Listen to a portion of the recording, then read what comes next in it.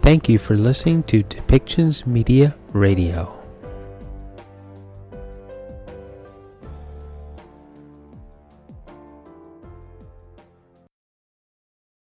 Thank you very much for being here. Merci d'être ici avec nous aujourd'hui. Je suis ici sur le territoire traditionnel des Mississauga, Anishinaabe, Haudenosaunee, et Huron-Wendat. I'm here on the traditional territories of the Mississauga of the Credit, the Anishinaabe, the Haudenosaunee, and the Huron-Wendat. It's wonderful to see some greens here today as well, and thank you to my husband and my son for coming as well. Alors, d'abord en français, je voulais dire que après les derniers quelques jours, surtout après avoir reçu la journée de l'élection, le matin de l'élection et le dimanche matin, un email qui annonçait le déclenchement d'une leadership review directement. J'ai considéré est-ce que j'avais la force de continuer dans ce rôle, est-ce que j'avais la force de continuer de survivre les attaques, le conflit, est-ce qu'il y aurait de la place pour une contribution pour moi, et au final la décision était que non, en fait il n'avait pas.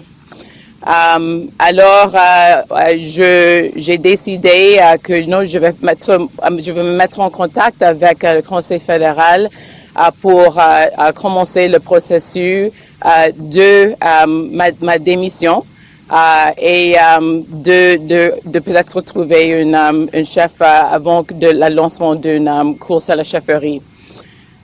So over we had a long election, not a long election, but we just finished the election. And the day of the election and the couple of days after the election, there were just a couple of things that happened that really caused me to think about what I wanted next. On the day of the election itself in the morning, the only email that I received from our council, from the president of our council, was an email calling for an emergency meeting to launch a leadership review. And then on Saturday night, only a few days after the election, there was an announcement sent to all of the members, including myself, that a leadership review had been launched. And when I received those two things, at the time that I received them, I just asked myself whether this is something that I wanted to continue, whether I was willing to continue to put up with the attacks I knew would be coming, whether to continue to have to fight and struggle just to fulfill my democratically elected role as leader of this party. And I just don't have the heart for it.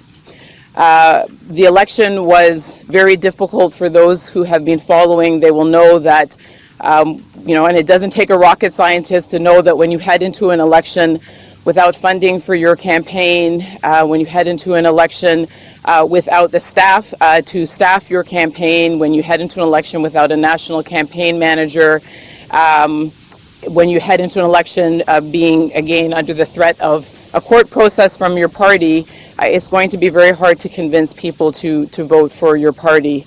And so there are those who will ask, why did I choose to go ahead in any case? And I can tell you that it was a tremendous struggle to decide to continue. I knew that we were likely not going to do well, and I knew that as the leader, even without those tools that I needed, the first person that the public would look at would be me. But I chose to continue because of some of the people that are standing here today. The extraordinary members of the Green Party who didn't do anything to deserve this and deserve to have the opportunity for a good election. The candidates, the candidates and the volunteers, again, who deserve to have a leader going into the election and deserve to at least have an opportunity to be represented. Many of those candidates were candidates that I had recruited through the Time to Run program. It was the most diverse slate of candidates that we had, even though it wasn't a full slate. And so I felt that responsibility.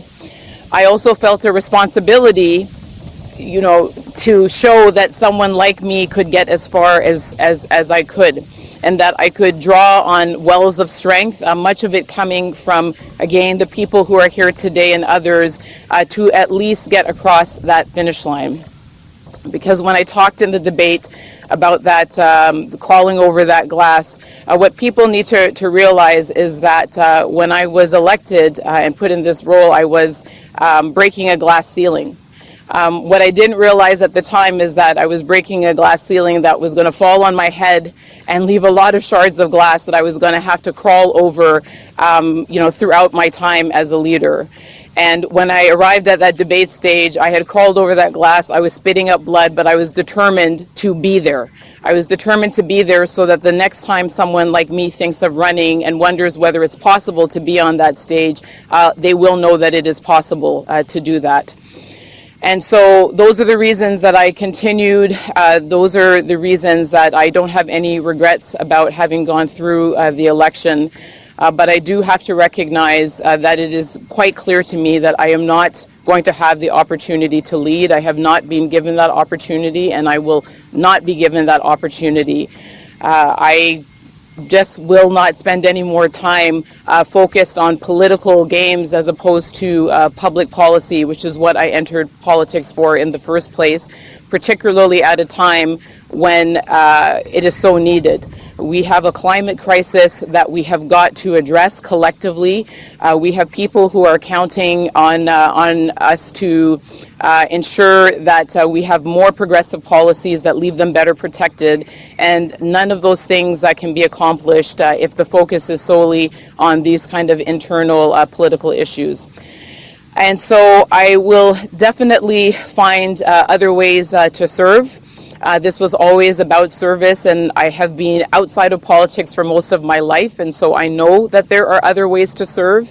And for all of those people who are disappointed, for all of the supporters who wrote and asked me to please continue, please know that this was not easy. It has been extremely painful. It has been the worst period in my life in many respects, but I am not alone, and you are not alone. We need to see the quest towards equity and justice as a relay race as opposed to a one-person race. And so someone like me, we take the baton and we take it as far as we can. And when our strength fails us, what we are counting on is that there is someone else who can take that baton from us and move us a little bit further down the line so that we can ultimately cross that finish line. And I promise you that we will cross that finish line. Alors, à tous les supporters, à toutes les personnes qui m'ont encouragé de continuer, je dis que je vais continuer à servir. C'était toujours le service pour moi, c'était toujours de participer dans la création des politiques progressistes. C'était toujours participer dans la lutte contre la crise climatique. C'était toujours d'essayer de créer une culture plus diverse, plus inclusive dans notre culture politique. Et je vais continuer à participer dans tous ces efforts. Mais je dis que ça suffit et je n'ai pas la force de continuer de me subir les attaques dans notre parti, les attaques de nos conseillers, des anciens chefs de notre parti aussi sur notre conseil. Ce n'est pas la raison que j'ai décidé d'entrer dans la vie politique et c'est le moment d'aller dans une autre direction. And so for those Green Party members, and there are many, because I have met some of the very best people in my life through the Green Party, I want to say that there is a struggle that is going on for the soul of the party. For those of you that want to see the Green Party fulfill its promise and its values, then there is work to do. And for those Green Party members who have taken great pleasure in attacking me, in calling for assaults against me, in calling for organization against me, in suggesting that I'm part of a conspiracy against the party, you may take small comfort in this for a moment, but please know that there are many more people like me than there are you, and you will not succeed in the end. You will not succeed in the end. And I will look to those other people to take up the baton and to move the party in the direction that I still believe that it can go in.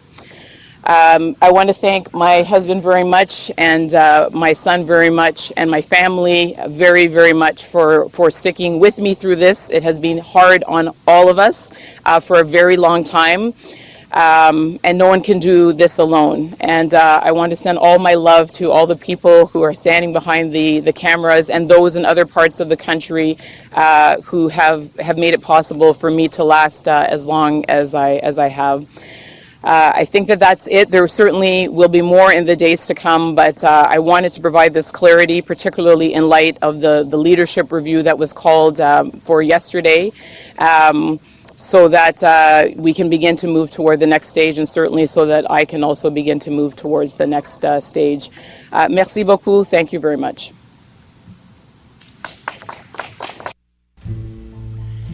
Thank you for listening today, and thank you for supporting us with our sponsors.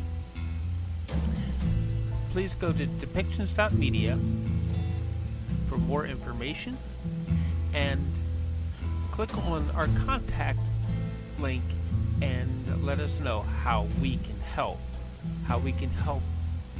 bring your story and help bring us to a better world.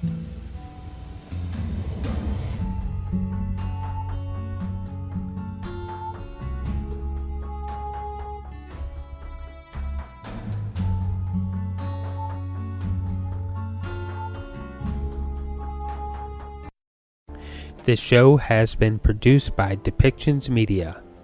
Please contact us at depictions.media for more information.